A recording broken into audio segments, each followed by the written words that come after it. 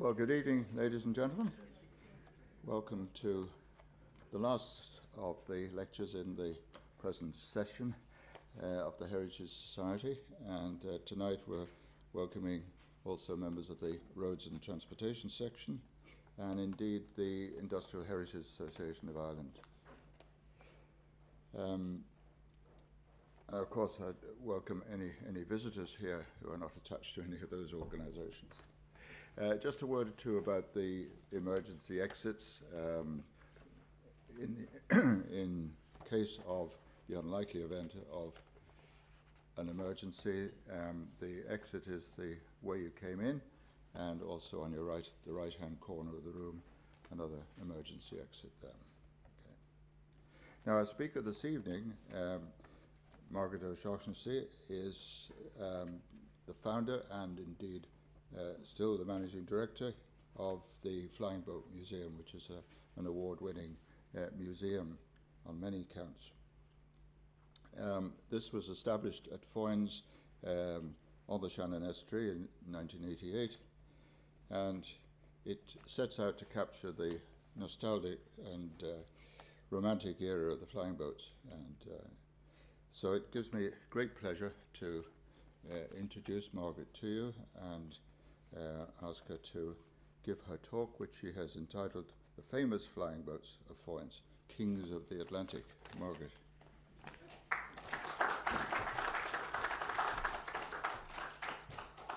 Thank you very much, and I'm delighted to be here. I don't do this too often, so bear with me. I'm just out of a terrible cold. The voice mightn't be perfect. But before I do the presentation, I was just thinking I should really tell you how somebody that worked in banking ended up with all of this kind of a project. And people would be surprised to know that was really as a result of the Stardust fire. And you'd say, how about that? Well, after the Stardust fire, the fire chiefs in Ireland got very active, checking out everywhere. And we had a very, very old community hall, dance hall, built from the days of the flying boats with a lot of timber structure in it. And we knew that when the fire chiefs did come, they were going to put the padlocks on it and we'd have nothing.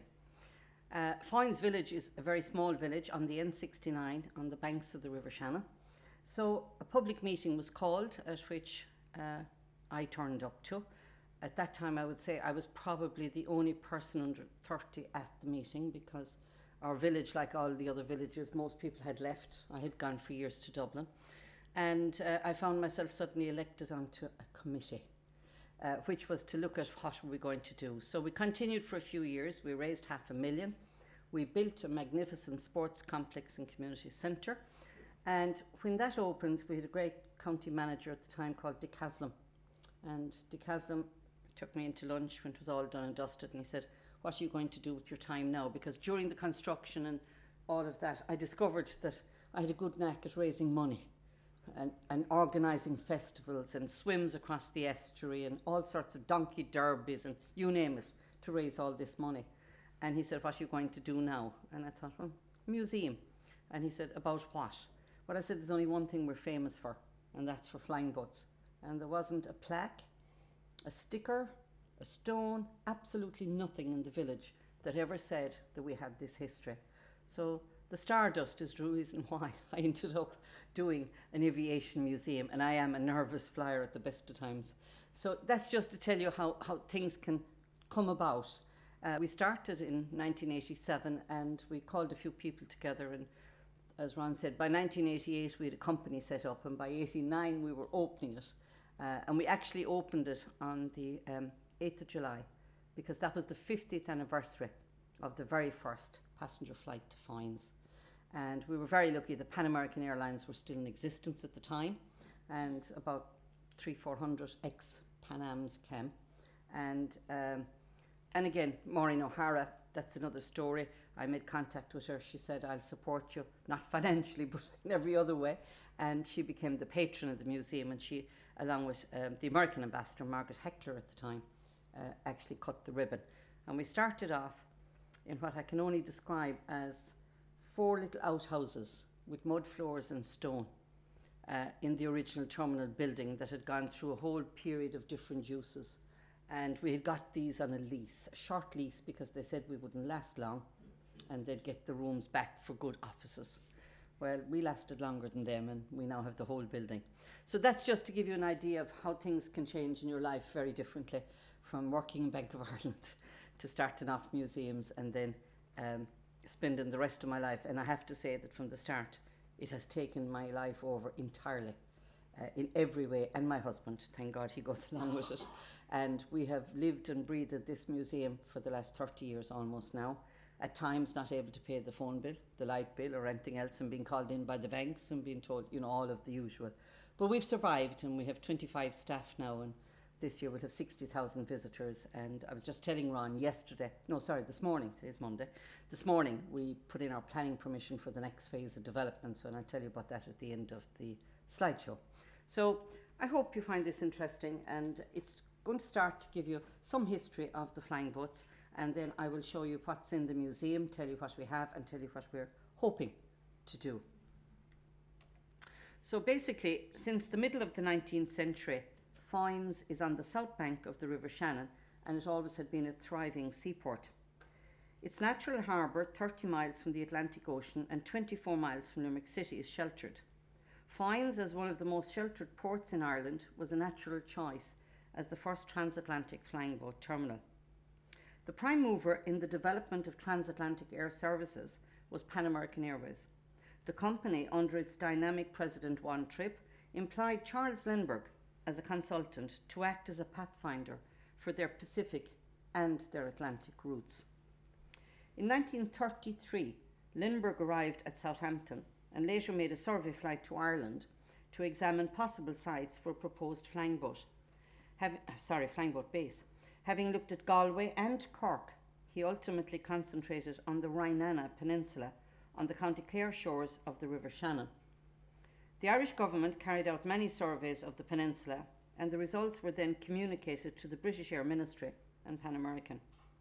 In November 1935, at a conference in Ottawa, agreement was reached between the governments of Britain,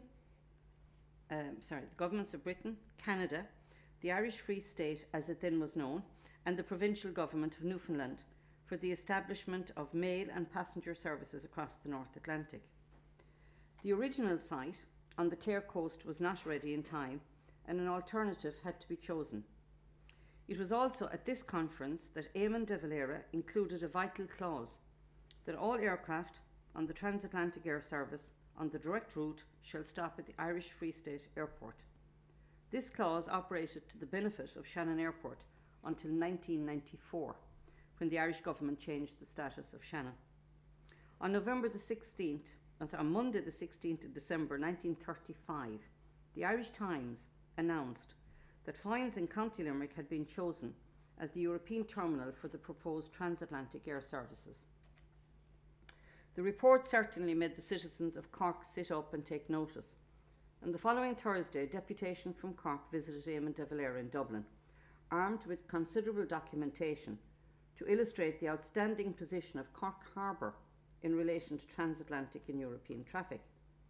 De Valera was not able to give the delegation any definite promises, as he explained that the selection of the site was based primarily on technical considerations and was not going to be a political decision. Some things never change. On the 19th of October 1936, the Limerick Harbour Board were requested to attend a meeting in Dublin with the Minister for Industry and Commerce to discuss the project. The new airport, it was announced, was to be known as the Kilconry International Airport, a name which appears never to have been used, and the capital cost was reckoned to be not less than £500,000 and could possibly be much higher. It was to be located at Rhinana, and if it was not ready in time for the first transatlantic flights, the port of Foynes on the opposite bank of the Shannon would be used until the new airport was ready. So now the quiet village of Foynes, population as I said well under 500 people, became the scene of feverish activity as radio equipment, radio operators and meteorologists arrived to set up their equipment. The British Air Ministry assisted in the establishment of the forecasting service at Foynes. In 1936, Mr. Peters and two assistants moved over from Croydon and they installed themselves in a room in the Monteagle Arms Hotel, which had become the centre of operations in Foynes. In another room, radio equipment was installed, and yet another part of the hotel functioned as a control room. However, when the Irish government approached the owners of the Monteagle Arms Hotel to discuss the purchase of the entire building, they were refused. So the government took a compulsory purchase order on it, and this was the first ever compulsory purchase in Ireland. Similar preparations were underway at Botwood in Newfoundland and in Shediac in New Brunswick. By the end of 1936, Foynes was ready to receive the first experimental transatlantic flights. On the evening of Thursday, the 25th of February 1937, Foynes saw its first flying boat when Imperial Airways Cambria touched down shortly after 5 p.m. under the command of Captain Powell, having left Southampton at 1:48 that afternoon on the flight.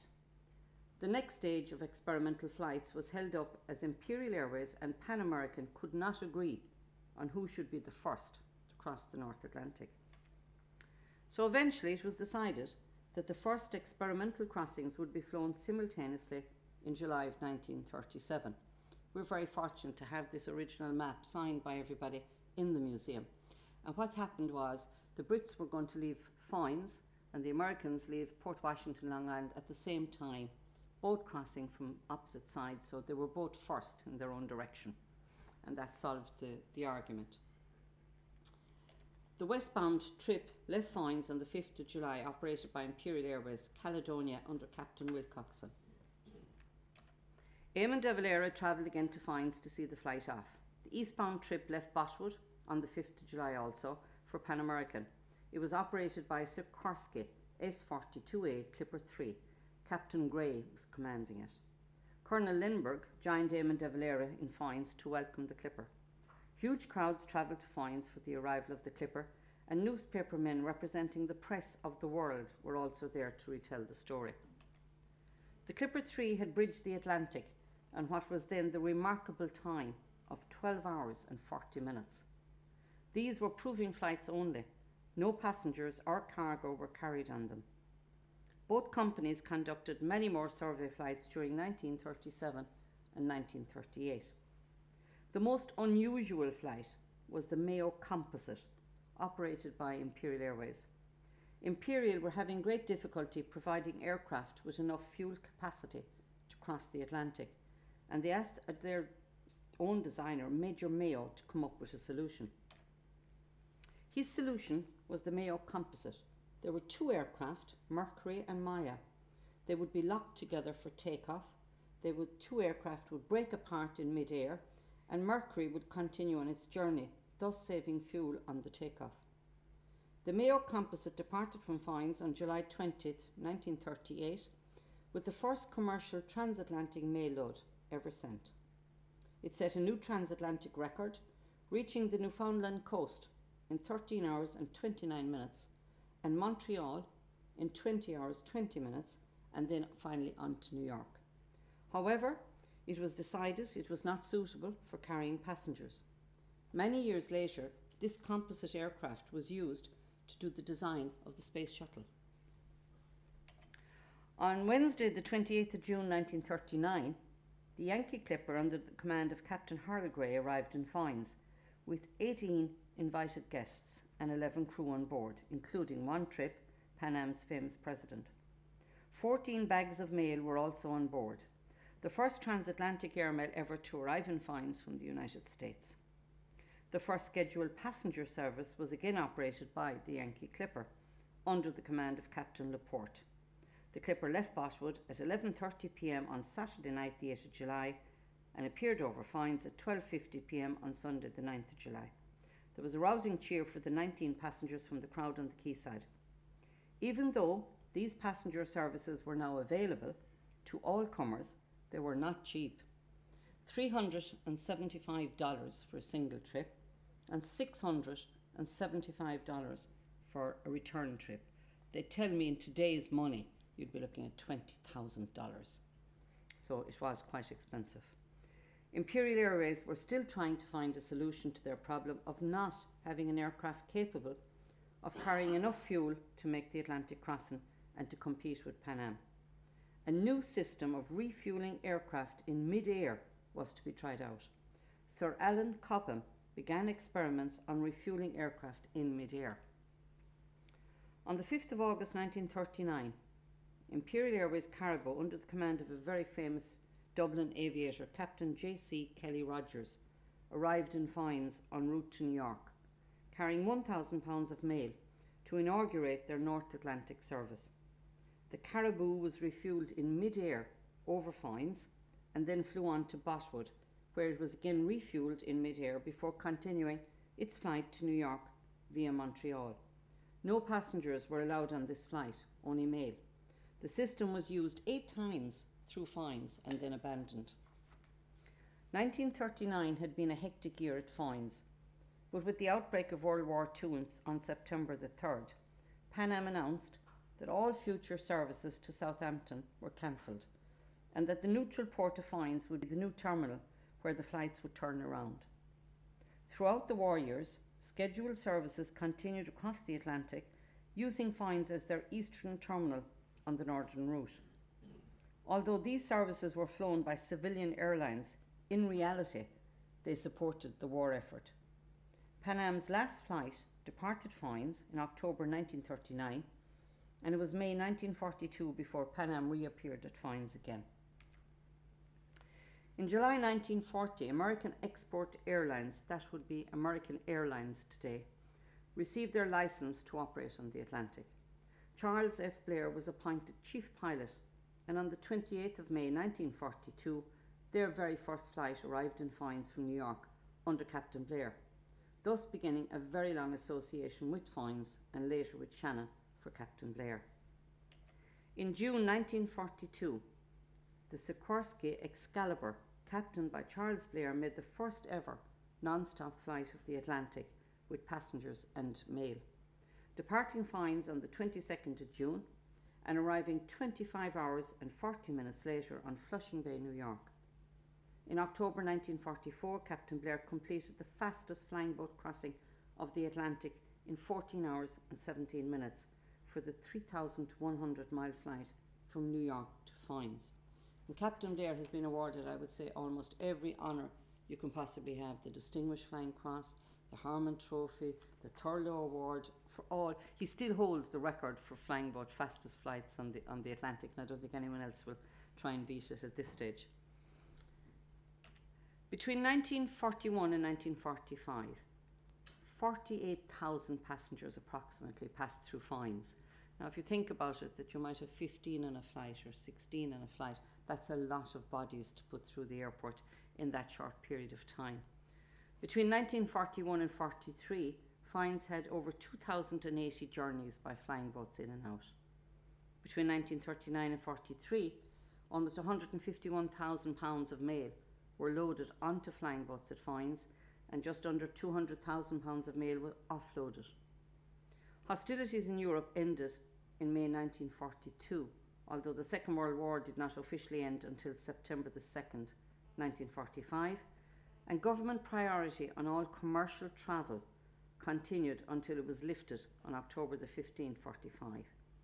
Nevertheless, from June 1945 onwards, there was a gradual increase in the number of civilians, mostly businessmen, using the flying boat services through Foynes. When the Pan American Atlantic Clipper arrived in Foynes on the 11th of August 1945 with 34 passengers and 939 pounds of mail and 625 pounds of Clipper express cargo, this was the greatest number of passengers ever carried across the North Atlantic at that time. However, by that stage, the days of the flying boats were numbered really. The war had given new impetus to the development of a number of airfields on both sides of the Atlantic. The land plane had also reached a stage of development where it was now much more efficient and capable than the flying boat and available in much larger numbers, all of which spelled the end of the flying boat era. On Monday, the 22nd of October 1945, the final American export departure took place under the command of Captain Blair. Hundreds of people gathered at Foynes to watch the departure for Botwood. He took off at 6:30 p.m. with 16 passengers on board, and he made a low pass over the village of Foynes in Limerick City by way of final tribute before heading out over the Atlantic. From 1937 to the end of scheduled services, Foynes had played a pivotal role in first developing and then maintaining transatlantic air services, a role which has ensured its place in history. By 1946, the day of the flying boat had passed, but at least the hectic aviation activity which Foynes had witnessed over the years was not leaving the area, merely transferring a few miles across the river to Rhinanna, today's Shannon Airport. Even though scheduled services had stopped using Foynes, many charter flights continued to operate up to 1949. One very unusual charter flight operated by American International Airways through Foynes on October 13, 1947, the Bermuda Sky Queen, formerly a Pan Am Boeing 314. It had on board 61 passengers, the greatest number of passengers ever flown across the Atlantic in a flying boat. However, watching the takeoff, locals and all the officials at Foynes were greatly concerned as it took forever to get off the water, and many were concerned that it would never make it across to Botwood. They were right. The Bermuda Sky Queen was forced to come down in mid-Atlantic after running out of fuel. The 42-ton flying boat had not taken into account the full force of the Atlantic headwinds. In addition, the plane's load was 5,000 pounds over her maximum weight, the equivalent of 25 people plus their baggage. The US Coast Guard cutter, the George Bibb, came to their rescue, and not a single life was lost after a 48-hour rescue operation. And since then we have met the pilot of that plane. He's since died. He has given me some of the instruments off of it. We also have met some of the passengers who were children on that, and they told us what they did was they got fishing nets and they strung them out and cut them from the flying boat to the boat. But because it was so bad, they all had to stay in the flying boat all night, and in the morning they used to throw, literally, the children and the people into the net and pull them up the other side. And one youngster, my mother had an awful case because she lost her stilettos on the rescue, and every time we crossed the Atlantic after that, we used to look out and say, can anyone see Mum's stilettos? But they were very lucky that nobody was lost. So until that captain landed on the Hudson a few years ago, I suppose this was the most famous one up to then. So after that, they had to shell the flying boat as it would be a danger to navigation. It was sunk. And now there's a group in California trying to raise, I don't know how many million, to try and get it back up. The US Civil Aviation Board held an investigation into the whole affair. The charter company was closed down. The owners were charged and prosecuted with engaging in foreign transport of passengers without authorization. And when I went to Atlanta to meet the captain and interview him for a documentary we were doing, I couldn't very well say to him, Captain, it was all your fault. You didn't do your sums right. And he was telling us about all the different things that went wrong. And so we just went along with him. And he was elderly at that stage. And we didn't say, you lost your license and everything afterwards. But he was a real charming guy. And he had the load stick, which was what the instrument they would have calculated the fuel on. So we have that now in the museum. So that was wonderful to get. Anyway, on October the 11th, 1949, another unusual charter flight, Aquila Airways, it was a short Sunderland called the Hungerford. It arrived in Foynes on its way to Lisbon doing a pilgrimage. And it left Foynes with 50 passengers. There was 12 English and Scottish and 38 Irish for the pilgrimage to Fatima. Aquila Airways was one of the more interesting British independent airlines of the post-war period. The Hungerford was to be the last passenger flight through Foynes.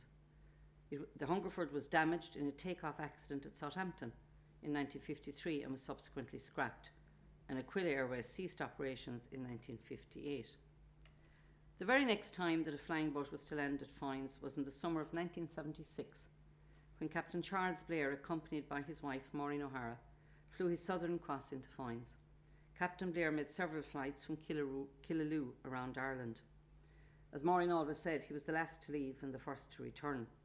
Captain Blair unfortunately was killed in a flying boat accident in the Caribbean in September 1978 while piloting one of his Antilles airboats. This slide, I suppose, shows two of the greatest aviators ever meeting in Killaloe and County Clare. Captain Charles Blair is one, and the other is Captain J.C. Kelly Rogers. and that's a lovely photograph to have because they were two really extraordinary men. So the Boeing aircraft, the Boeing 314 was considered, I suppose, the Concorde of the day and the most luxurious of all of them. It was the ultimate in luxury. There were 12 of them only ever built. Pan Am operated 9, and they agreed to give BOAC 3 of them. Unusually, for the only place in the world, all the 12 Boeings built transited Foynes. And I think we're the only place that happened, because they then went on to divide them into an Atlantic division and a Pacific division. There is none preserved anywhere in the world, unfortunately, but you can come to Foynes and get on one now. And I'll tell you more about that in a minute.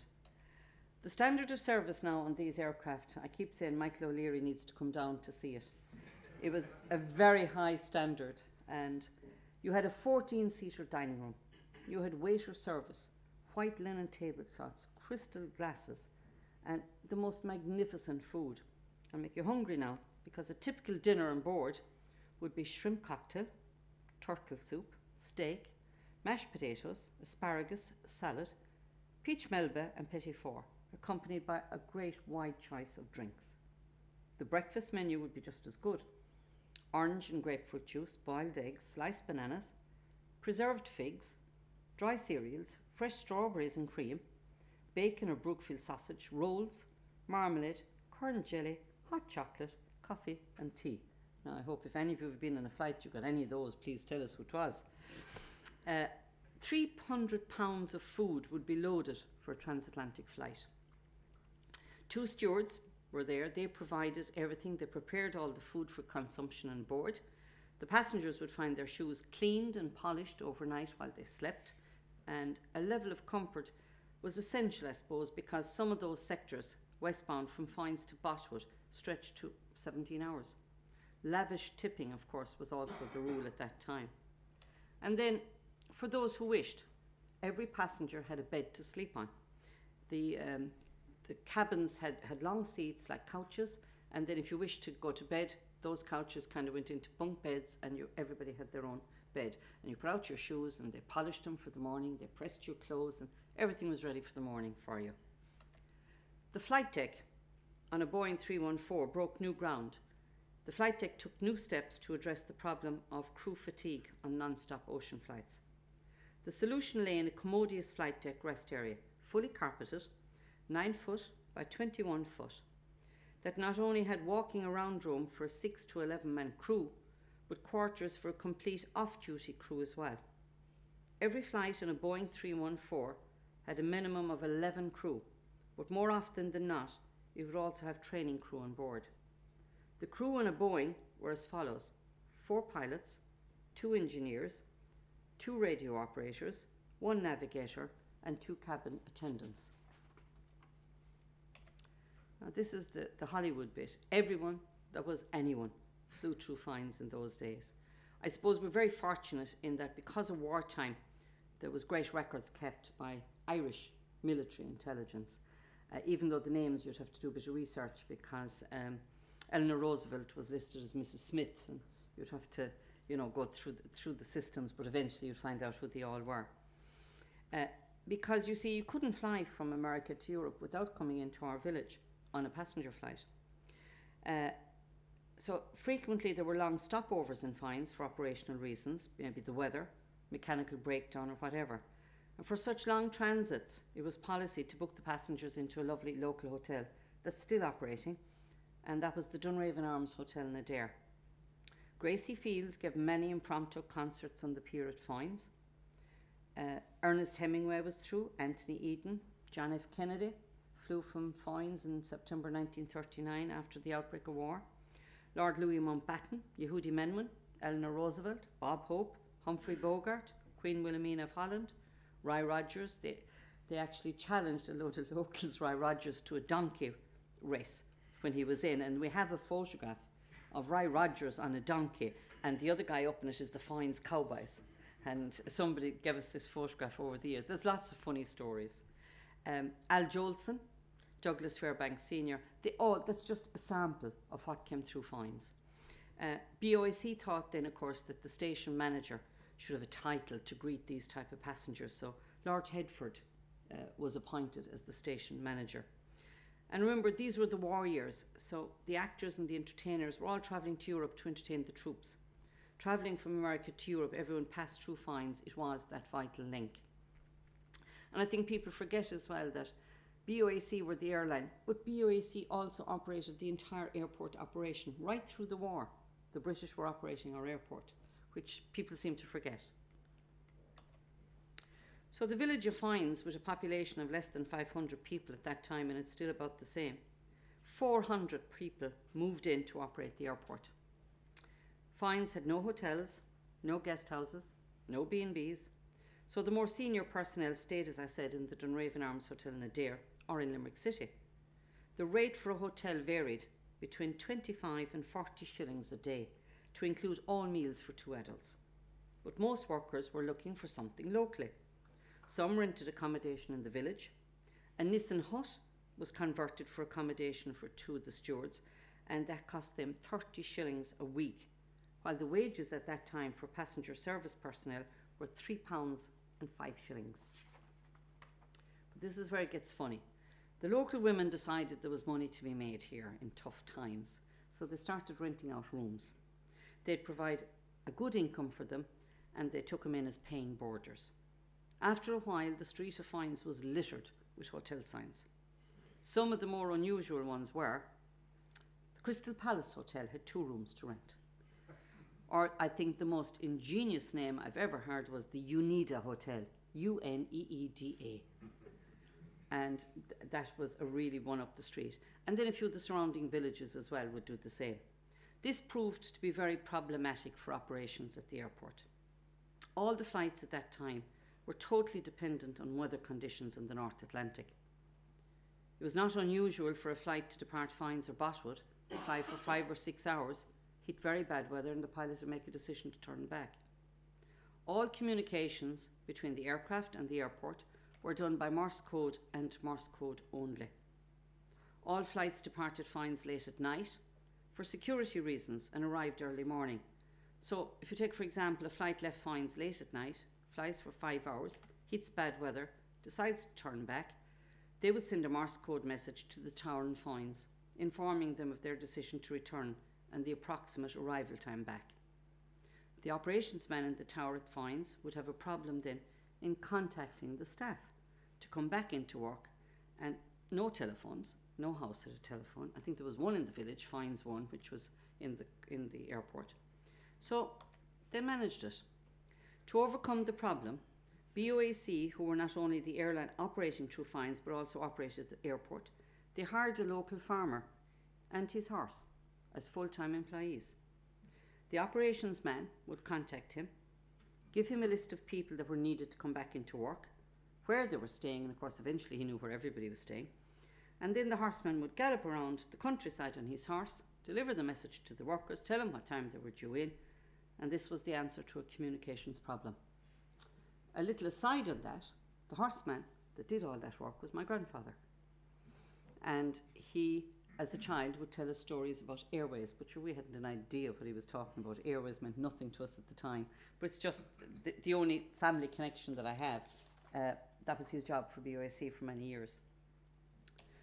Weather in Ireland plays a major role, I suppose, in most of our lives. And it played a major role in the invention, I suppose, of what's known as the world's greatest drink, in my book anyway. It was one night in the winter of 1943 when a flight departed Foynes for Botwood, Newfoundland. And after flying for several hours, as we said previously, bad weather conditions, the captain made a decision to come back. The message was sent to the control tower and the staff were brought in. Now, when they arrived back in Foynes in the middle of the night, the flight landed and they were all brought up to the airport building where there was this beautiful restaurant. And the staff were told give them food and drink to warm them. The restaurant had been established by a very young, dapper young gentleman called Brendan O'Regan, and it was considered to be one of the best restaurants in Ireland at that time. The chef, as you see, this nice, handsome gentleman, was Joe Sheridan, and he was originally from Castlederrick in County Tyrone, and he had been recruited by Brendan, and he was the chef at the airport. So he was asked to prepare something warm for the passengers. He decided that he'd always have a little bottle of whiskey, you know, for those cold nights in the press, and he'd put some of it into their coffees for them and give them a little warmth. One of the passengers came up to him afterwards, thanked him and said, "That was wonderful coffee. What did you use? Was it Brazilian?" And Joe, being smart, said, "No, it was Irish." And a few weeks later, he put this drink into a glass because himself and Brendan O'Regan had a very funny work relationship. Brendan was younger than him, and the chef did not like taking orders from this younger boss. And Brendan would take a stroll through the kitchen every so often. One day he was going through and they were preparing duck for dinner. And Brendan had a thing about all the menus, they all had local names, so it was Labashida duck. And he said to the chef, he said, "That's very bland looking, it has no eye appeal." And Sheridan stuck his hand into a bowl of red currants at the time, threw him around the old duck and said, "How about that for eye appeal?" So he went with his drink in a glass and he knocked on O'Regan's door and he said, "Boss, how about that now for eye appeal?" And O'Regan said to him, "Genius, chef." And from that day on, this Irish coffee drink became the welcoming drink for all dignitaries and Foynes. And when it moved to Shannon, the same thing happened. So that's how Irish coffee started out in Foynes in 1943. And as you all know, I think it's on every menu in the world at this stage. Intelligence.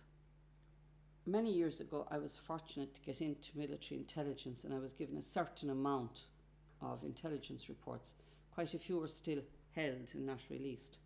But Ireland was a neutral country during the Second World War, or was it? The locals had a great saying, "Who are we neutral against?" By 1940, the Irish government had imposed a complete news blackout on Foynes. No journalists, cameras, nothing was allowed into Foynes. The locals only found out about the VIPs that had passed through long after they had departed. British and American intelligence agents were both based in Foynes, working as normal airport staff.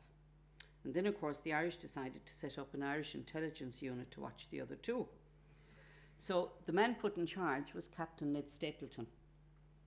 All passenger manifests had to be submitted in advance of the flights.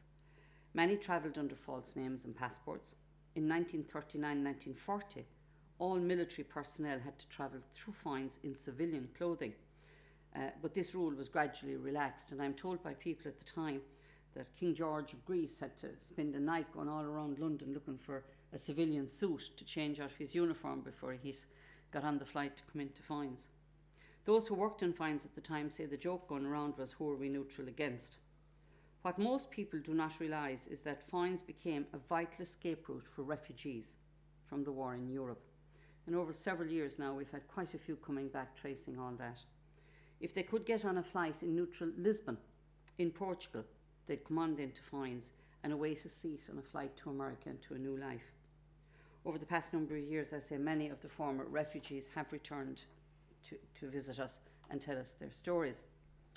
Today, I suppose the entire airport terminal is now converted into a museum. That's just the front of it there. We have restored the control tower. We've restored as much of the building as possible, so it looks very like, well, a bit more modern than what it was then, I suppose. To give you an idea, when we established it in 1989, we spent £450,000 setting it up, and we employed 4 staff. And last year, we had 25 staff and, as I say, 60,000 visitors. Maureen O'Hara officially opened it on the 8th of July, and it is the only flying boat museum in the world, because all your wonderful aviation museums around the world are mostly all dedicated to military museums. So that makes us a little unique. We try to honour the pioneering men and women who worked in Foynes and passed through it. So this is our reception area. I'm just going to give you a walk through the museum. This is our 1940 style cinema, 1940 cinema seats. What we show here is a 17-minute film called Atlantic Conquest. It's all original footage. It's excellent. We have it in 8 languages. And we have it since we started, and I don't think we'll ever change it or get rid of it, because it gives a great grounding to people in the history. This is our first flights room with an introduction to the transatlantic flights, and the case on the right hand side is Charlie Blair's memorabilia, and that will change shortly now. We have a radio and weather room. The big piece in the corner is a TA4 transmitter, which was built by Marconi in 1936 to transmit Morse code, and in the 50s was adapted for voice, but it still works. and we have all the receivers as well, and the Morse code, and the first ever barometer used by the Irish Met Service when they set up in Foynes. Then we have one large long room which has all the memorabilia from all the different airlines with uniforms. We actually have a very interesting letter there which came from a Japanese prisoner of war camp, from an Irishman that was imprisoned, and he wrote home the plane crashed in Mount Brandon and most of the stuff was burned, but he's escaped and it was given to us by the family. When we started with very little memorabilia, now we're bursting at the seams.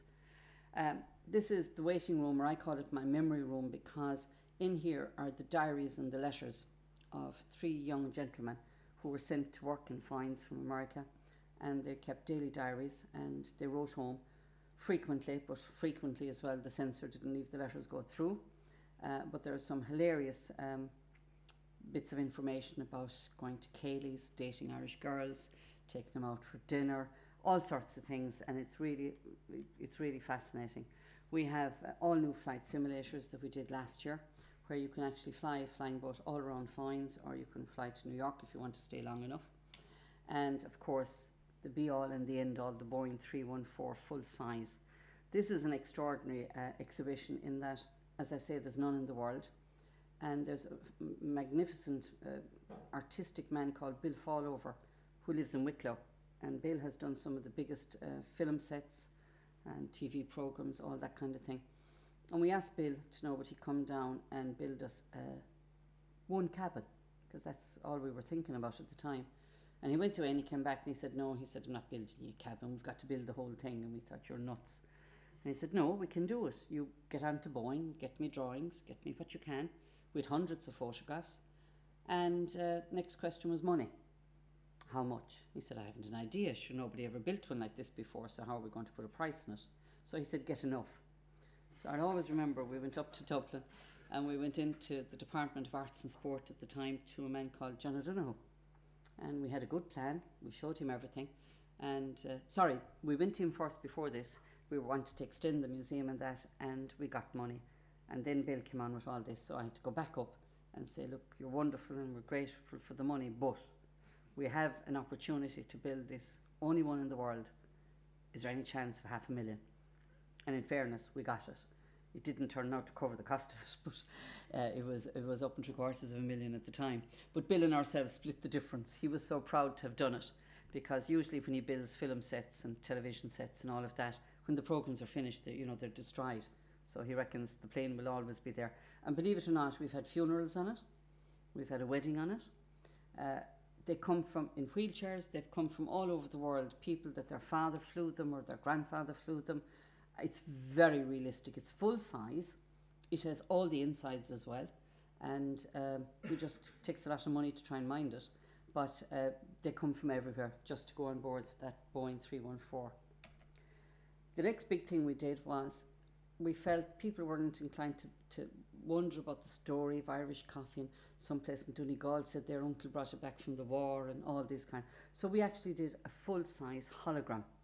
So you can actually go into the bar, and Joe Sheridan and Lal Dowley, who was a magnificent, she still is at 96, Dublin girl who was the first passenger services girl on the ground and was there the night it happened. And the man that got the first Irish coffee was an American diplomatic courier. So we've filmed all that. It's full-size hologram, so you can sit down and watch how the whole story evolved. And now we have an Irish coffee centre, and we have hundreds of people coming in. They want to learn why does the cream sink and all this, and how do you do it properly.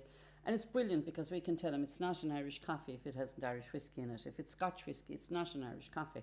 So we do all that, and so we promote our Irish products as well. We then finally managed to put in a brand new restaurant where the restaurant originally was, again with all 1940s themed furniture, as Brendan O'Regan told us they had it. In the days of wartime, the curtains were Bonine dyed wine. So we got Bonine curtains and we dyed them wine, and we put in the timber floors, everything. So it's O'Regan's restaurant, and the girls have done wonderful work there with that. And then there was a big courtyard. It was a big square building with a courtyard where the horses used to be put in when they'd take the train and that. So now we do weddings and functions and concerts. And last year, I was fortunate to organise a Pan American reunion in Ireland, and 400 former Pan American personnel from literally Hong Kong, Hawaii, from Singapore, all across America, all came in, and we had a fantastic reunion. And we did tours of Ireland and buses afterwards, and I'm off to Berlin in 3 weeks' time. It was to be the last one because they're all so elderly now, but they got such a great time that they're having one in Berlin, and I'm doing another one next year because so many of them want to come back. And we also have an air show now, and the air show this year is on the 22nd of July. It's under the sponsorship of the IAA, and it's now twinned with Bray air show, so whatever Bray has this year, we have as well. So there's an amazing lineup, and we even have a flying boat coming back. There's a Catalina coming in, so we're delighted with that. Then 2 years ago, we said, flying boats wouldn't have been there if we weren't on the River Shannon. So Maritime had to play a part in it. So we have a new Maritime museum in the building as well. And I'm showing you this slide because very few people know this story, but those uniforms are Confederate uniforms. And the Confederate uniforms were made by Tate's factory in Limerick City. And they were put on Tate's boat in Foynes that he owned, and they were shipped to the Confederate Army. They broke the blockade and were delivered. And that's a story nobody would expect out of our tiny village.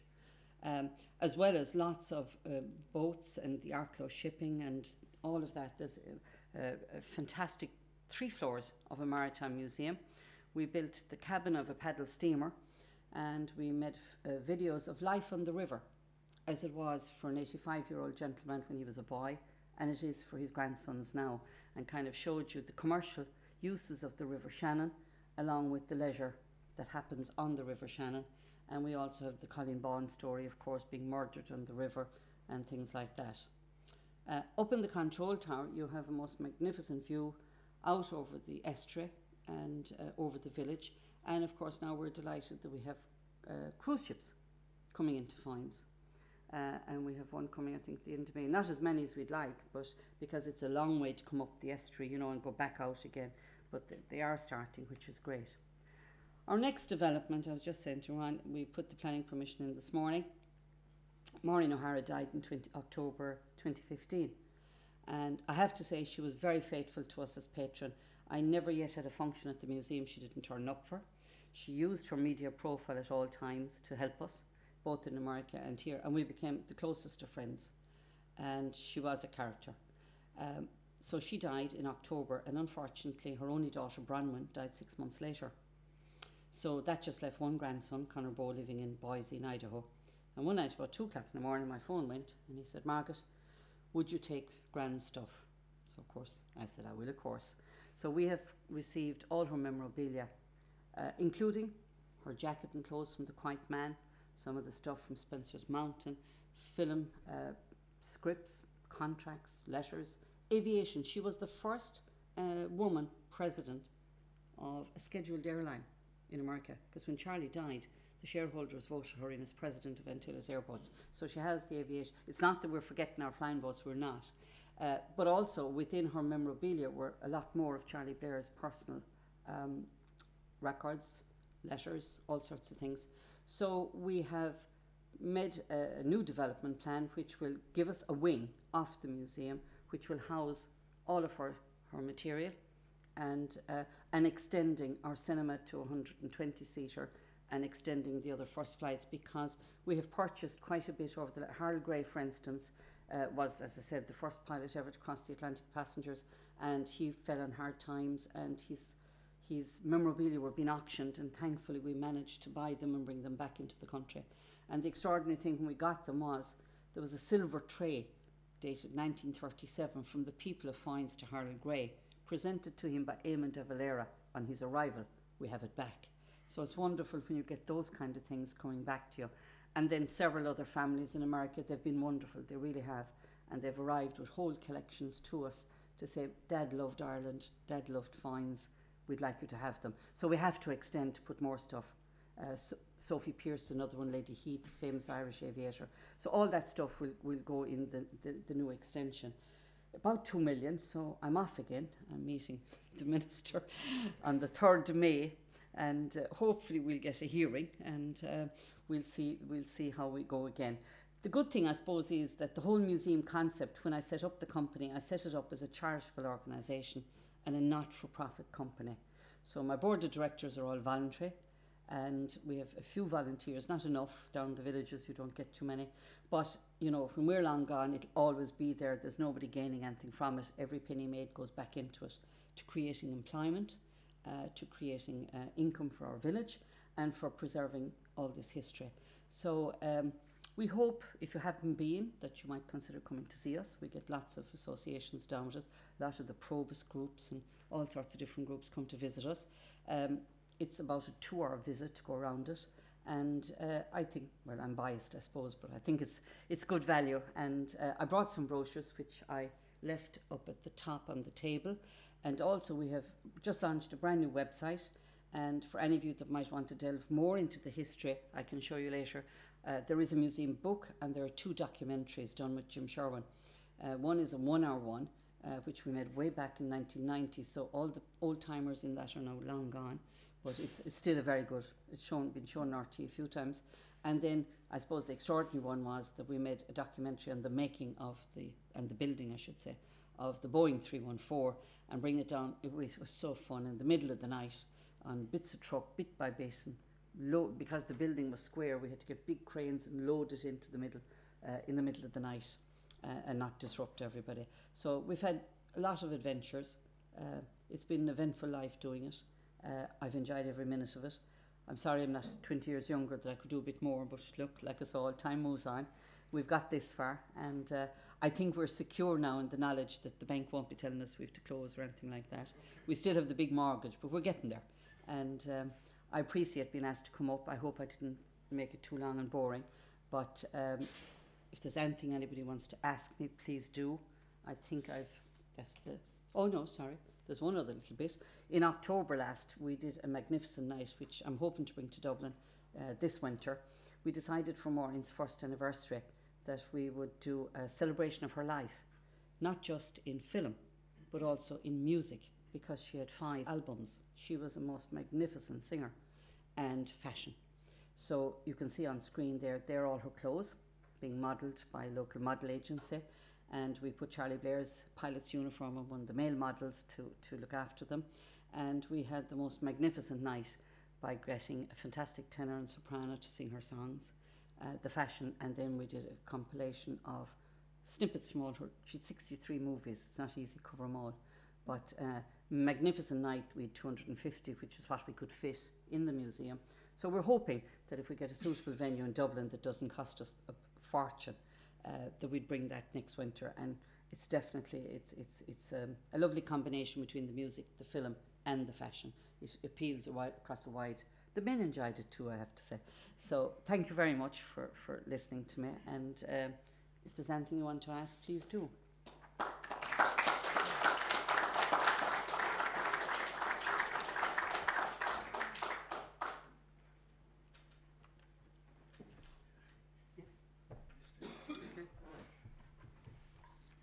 Well, thanks, Margaret, for that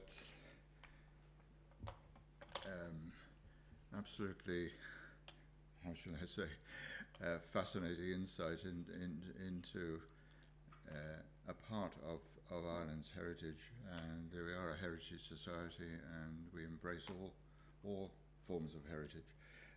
I've been to the museum, but probably 20 years ago, when it was very, very small beginnings, and there was really nowhere to park even, and I was down to look at the harbour really, but somebody said, oh, you must go across the road and go to the museum, which I did, and I really must go back again.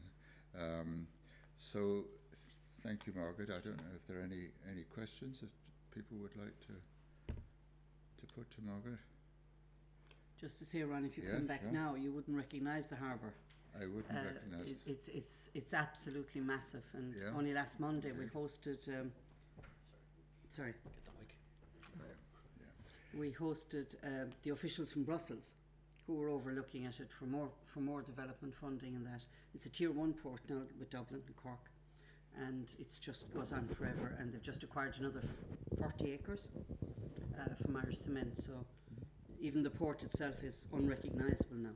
Well, Jackson Owen here in the audience, he had a hand in building part of the harbour a long time ago, but Jackson. Do you have any photographs of the interior of these Boeing 314s? Mm-hmm. Well, it came up there as a cross section. It was kind of small to see all the insides. But yes, we have. And also, the plane that came down in the ocean, had it advance warning to the American frigate that rescued them? They were able to contact each other by Morse code? It seems not. It's just coincidence that that he spotted as he circled. He knew he'd have to land, and he spotted the bib and went down close enough to it. So he was. It was an extraordinary rescue. Thank you. What's where you are talking now, Foynes Harbour was born just up the road in Beechwood Avenue. Mm-hmm. And her mother made hats, and her father was manager of Woodrow's Hatters in That's right. Westmoreland Street. And her father had a part to play in Shamrock Rovers. She was always on about that, the setting up of Shamrock Rovers. So I have all those portraits of her family and lots of material to do with her mother and her father as well as herself. It'll be an interesting one. The other thing is Foynes is famous, of course, for a mariner, that's Conor O'Brien, well, he's featured in the Maritime. I have that in the Maritime. Yeah, we have redone some of his ships that he designed, and there's a nice bit on Conor O'Brien, and all the O'Briens actually.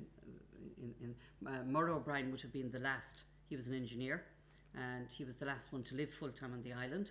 And Murray had a fantastic collection where he drew every ship that came in, and when he came back again, he updated. You know, so we have a lot of that. Have you been to the Zeppelin Museum in Friedrichshafen? That's a wonderful exposition of the type of flying. Yeah, not in a long time. Yeah, it's very interesting. It's rarely I get, honestly, you'd be surprised, these places close when I close, and you try to get around to see them, and a lot of the travel I would do would be to America, where people are very generous with finances and with collections, and that's where, sometimes if I have time off, that's where I head for. And like Lal Dowley is 96, and she's still alive in Martha's Vineyard, and she's still cycling, and she's still swimming and playing tennis. So I try to get to see her once a year, and she always had found some more photographs or some more stories. And she was a young Dublin girl who was whisked down to Foynes to be the first passenger services, and then her sister came and her friend came, and she was telling me that when Aer Lingus first started in Shannon, that they'd no staff, so she'd be over in Shannon with her BOAC uniform, and she'd go into the toilet, take that off, put on the Aer Lingus one, and come back out, and she was Aer Lingus, and she'd do the Aer Lingus flight. I mean, I could keep you here all night with the stories like that, that they've told me over the years, and we've recorded a lot of them, and a lot of them have written them up for me, and it was hilarious times. I mean, there was no aviation policy in Ireland or anything like that, They just went by the seat of their pants half the time. You could fly in a seaplane. I was out in Canada from Vancouver Yeah. to Vancouver Island to Yeah. Victoria. It's very simple. Well, we've had 14 people on one plane, and the captain turns back to you and says, the safety feature of this aircraft over your head. Yeah, well, unfortunately, I think at least 3 companies I've worked with have tried to set up seaplane services in Ireland, smaller, 6 or 8 seaters, to do tourism flights, like up to up the coast, over the cliffs of Moher, land above in Ashford Castle, where the Guinness has always landed theirs anyway, and they've hit bump after red tape after. We got the farthest we got was last year with a guy. He got planning permission for Cork, for Dublin, for Foynes, and eventually they got him, and he just had to give up. He was going broke from it, because the regulations. I mean, you say Vancouver, they're like flies going off in Seattle as well, up and down, over and back, and nobody takes any notice. But in Ireland, the red tape is extraordinary. If they want to land in 20 places, they want them to have physically a full base in each of the 20 places, which isn't economically, there's no way you couldn't do it. Sorry. Jim. Margaret, when the type of plane that they were using in Boeing, when would that have been designed, and what was the reason for using flying boats rather than land-based Yeah, well, flying boats was because, for a start, they didn't have the runways developed at the time, and flying boats could land at all the major places. Because if you think about it, New York had water beside it, you know, London had water. They all had water. Southampton had water, so the runways were there. And Maureen O'Hara used to always say they destroyed flying when they paved the world with concrete and tarmac. You know, the water was there, natural ingredient. The Boeing 314s were designed in 39. And I suppose the Sunderlands were there a bit before that, but and they were adapted for passengers, and they called them Sandringhams then. But the Boeings were way ahead of the game. You know, they were really the big ones. Sorry, Maureen, Margaret, you were saying that there's nothing preserved for the 314s. No. Is there any flying boat preserved today that's in flying condition? No. There was one. Sandringham has all died as well. No, there was a Sandringham that I found in 1988 in England. It was owned by Hulton, the publishers. He had it parked over around Southampton, and a storm had come and damaged it. And I went over to see it. I met him, and then I had a great gentleman called PJ McGoldrick, who was ex-Air Corps, Sligo man, who was on my board still, who happened to be the chief executive of Ryanair at the time, and he was on my board. And he got Ryanair to sponsor the whole restoration of the Sandringham. And they did. And just before it was about to leave England and come to us, someone sabotaged an engine in it. They didn't want it to leave the UK. But he got another engine. And eventually, in August 1989, it arrived. Now, unfortunately, Hulton had gone through, I think, 3 wives at this stage over this plane. In the sense that, you know, he had too much money, no home, he lived in clubs and this kind of a guy. And PJ had done his best to get him to sign the dotted line. And he kept saying, no, we'll get to Foynes and we'll do the paperwork. We'll put it on the Irish Register and we'll do the paperwork. And it was to be a lease with option to buy. And Ryanair were genuinely, at that time, going to get 1 or 2 pilots rated on it, and that it might fly a few times. So it did arrive in Foynes on the August bank holiday 1989, but because the salt water at Foynes, they said they'd overnight it in Killaloo, they'd take it to the fresh water, and they did. And loads of people flew in it, and I said I'd wait till the rush was over. And on the Saturday evening, I got a call from Killaloo to say Hulton changed his mind. And it was his crew flying it at this stage, and they were going to fly it back to the UK. We were devastated. So it was either that, get it impounded and start through the courts with him, and he had more money than sense. So he took it back to the UK and he left it rot again. And Ryanair just wrote it off as a bad experience, I suppose. But then a guy called Kermit Weeks, who had an aviation museum in Miami that had been struck by a hurricane, and he got a fortune, and he has loads of money from oil wells in Australia. He came and he spent 6 months with Hulton, and eventually one day Hulton said, I'm selling it. He took out the checkbook, signed. So that plane flew back to America, and he took her to Florida, to where he had this big aviation museum that's now closed, and she's sitting devastated, no longer flying, inside in a hangar. Kermit Weeks is another one of these boys with toys, and everything that's rare he buys and he puts it into a warehouse, and the next thing comes on, his interest goes to that, and he forgets what the last one was. So we've had loads of people asking us, we try and get it back again, but it's an impossibility. We'd want millions. So there is none flying. Just 3 points. One, you mentioned Jack Kelly Rogers, who of course was a local boy with South County Dublin, and he was Winston Churchill's personal pilot during the Second World War. Secondly, I noticed on your museum you have the flags of the nations, but not Newfoundland, which was still an independent colony for the whole period. Should it be there? We have the Canadian, which, as you say, it's a technicality. Newfoundland have different town flags, but there wasn't a province flag that I know of. There was the Boschwood flag, and we could be flying all the kinds of flags. So we decided we'd go with just the countries. We've been flying the British flag since, all of them, since 1989. Because it was an independent. It was, yeah.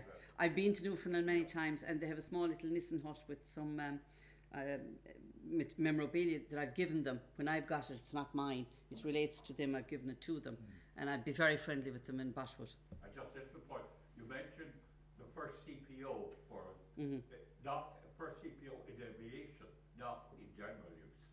Well, my understanding is general. No, there were CPOs done as far back as 1903 Okay, in Ireland.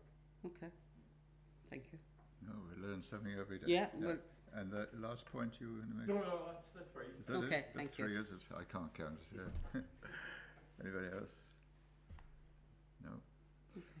Well, could I again, on your behalf, thank Margaret for this absolutely intriguing adventure that she's been through the last 30 years. And well, everybody should visit Foynes. And whether there's Irish coffee out in the bar here, I don't know, but I'm going to have something anyway. But thank you all for coming. Thank you very much. And thank you, Margaret. First of all, thank you for asking me. Thank you.